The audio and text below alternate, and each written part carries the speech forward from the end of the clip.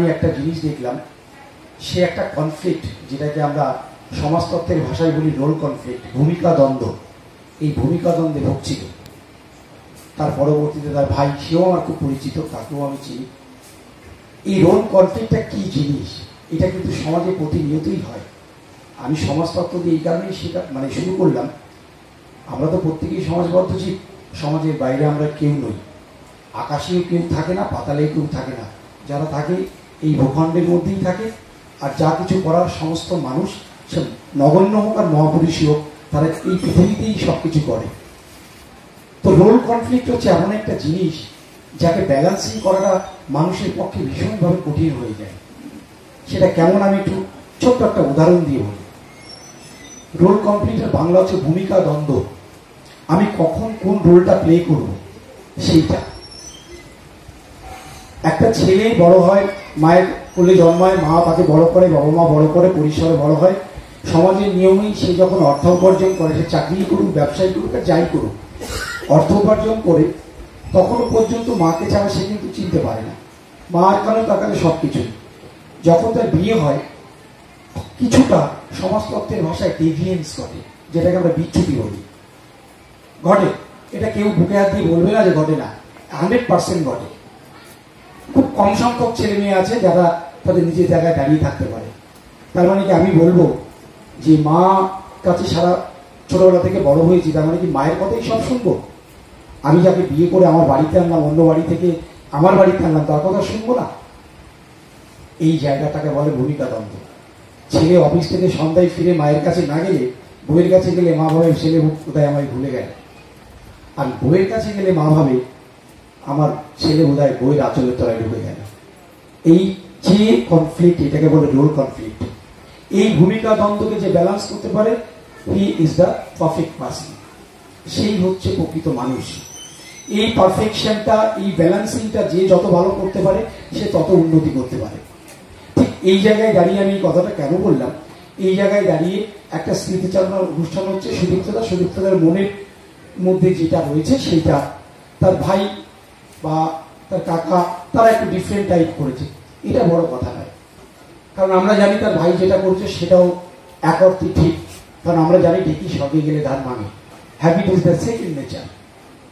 কারণ আমরা তো অভ্যাসের দাস। কিন্তু পাশাপাশি আমাদের এইটাও মাথায় রাখতে হবে যে চলমানতা, সারা জীবনে কি চলমানতাই থাকে? তার ব্যতিক্রম ঘটে না? নিশ্চয়ই ঘটে। কারণ ঘটেছিল কখন? আমাদের নিজস্ব একটা সভ্যতা ছিল, হরপ্পা সভ্যতা। তার আগে যদি মেহেরগড় সভ্যতার কথা বলি, এই হরপ্পা সভ্যতা, মেহেরগড় সভ্যতাকে সংমিশ্রিত করে সেন্ট্রাল এশিয়া থেকে আসা একদল মানুষ, তারা অ্যামালগামেট করে বৈদিক যুগ এবং প্রাক বৈদিক যুগ তৈরি করলো। সেই জায়গায় কিছু রীতিনীতি তৈরি করলো যা আমাদের মূল ভারতীয়দের সম্পূর্ণভাবেই একটা বিপরীত ধর্মী একটা আচার কালচার ব্যবস্থা, যে ব্যবস্থা আমরা আজও বয়ে চলেছি। এখানে কিছুটা ডেভিয়েশন ঘটানোর চেষ্টা করেছিলেন মহামতি বুদ্ধ। তার ধর্মচর্চার মধ্যে দিয়ে, যাকে আমরা নবধর্ম আন্দোলন বলি, এই বৈদিক ধর্মের যে বসু বলি, মেয়েদেরকে অন্দরমহলে রাখা, আমাদের যে সভ্যতা ছিল সেখানে মাতৃ সভ্যতা ছিল, মা ছিল সবার আগে, অর্থাৎ মা বলতে মেয়েরা ছিল সবার আগে। মেহেরগড় সভ্যতা এবং হরপ্পা সভ্যতা, দুটো সভ্যতায় তার নিদর্শন আমরা প্রত্নতাত্ত্বিকভাবে পেয়েছি। এটা নিয়ে আমি নিজে করে বানিয়ে বলছি না, আপনারা সবাই শিক্ষিত মানুষ, আপনারা নিশ্চয়ই জানেন। তো সেই সভ্যতাকে ওভারটেক করে, তাকে পদদলিত করে নিচেই রেখে একটা নতুন কালচার আমরা আমদানি করলাম, যে কালচারটা সেই সময়ের মহামানব বুদ্ধের একদম পছন্দ হয়নি। তাই নব ধর্ম আন্দোলনের মধ্যে দিয়ে সে আবার নিজের কিছু মনের ফিলোসফিক্যাল বা দার্শনিক বা চিন্তাধারা যাই বলুন না কেন লিপিবদ্ধ করলো ত্রিপিটকের মধ্যে। কিন্তু সেই জায়গাতে সে একটা কথা বলেছিল, যে কথাটা আমার কানে খুব বাজে, আমি ভীষণভাবে বিশ্বাস করি। সে বলেছিল তার অষ্টাঙ্গিক মার্গের মধ্যে, ওই সৎ পথ দিয়ে যেগুলো আছে আর কি, যে অষ্টাঙ্গিক মার্গ, তারপরেও তো একটা কথা সে বলেছিল। আজকে আমি যে কথাগুলো বলে যাচ্ছি, এই কথাটা চিরায়িত নয়, ইউনিভার্সাল নয়। যদি কোনোদিন সভ্যতার কালের নিয়মে যদি মনে হয় যে আমার এই কথার পরিবর্তন ঘটানোর প্রয়োজন আছে, পরিমার্জন ঘটানোর প্রয়োজন আছে, অ্যামেন্ডমেন্ট করার প্রয়োজন আছে, অবশ্যই আপনারা নির্দ্বিধায় আমার সেই কথাটাকে অ্যামেন্ডমেন্ট করে দেবেন।